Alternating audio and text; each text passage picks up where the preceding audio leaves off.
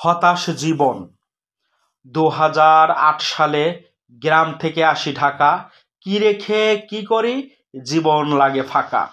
অনেক কষ্ট করে আমি করেছি লেখাপড়া। ঢাকার বুকে এসে বুঝি খাইলাম আমি ধরা। এখানে যাই ওখানে যাই, কর্ম পাই না খুঁজে। আমার জীবনে কিছু হবে না, এটা নিলাম বুঝে।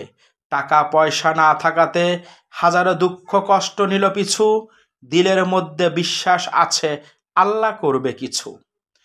মালিক বন্ধুর সুপারিশে গার্মেন্টসে হলো চাকরি। গার্মেন্টস ভালো লাগে না, কখন ছাড়বো তাড়াতাড়ি। হঠাৎ করে খবর এলো যেতে হবে বিদেশ। মা বাবা ভাই বোনদের রেখে ছাড়তে হবে দেশ। টাকা পয়সা জমা দিলাম জামালপুরের জামালের কাছে। বিদেশে নিতে পারে না, ঘুরি এখন তার পিছে। ঘুরতে ঘুরতে করে দিলাম 2 বছর পার। কষ্ট আরো বেড়ে গেল, সব টাকা করেছি ধার। আশায় আশায় জীবনটা করে দিলাম ক্ষয়। শত কষ্ট করেও বিদেশের রাস্তায় হলো না মোর জয়। হতাশ জীবনের কিছু অংশ তুলে ধরলাম আপনাদের মাঝে।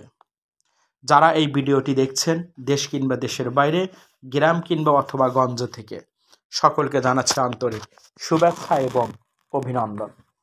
সত্যি কথা বলতে নিরাশ কখনোই সফল হয় না। অর্থাৎ কোনো মানুষ যদি কখনো নিরাশ হয়, কখনোই তার জীবনে সাফল্য আসে না। যে কোনো একটা জায়গায় লেগে থাকতে হবে, ধরে থাকতে হবে, সাফল্য অনিবার্য আসবে। জীবনে শত দুঃখ কষ্টের পরে আলহামদুলিল্লাহ আজকে একটি জায়গা।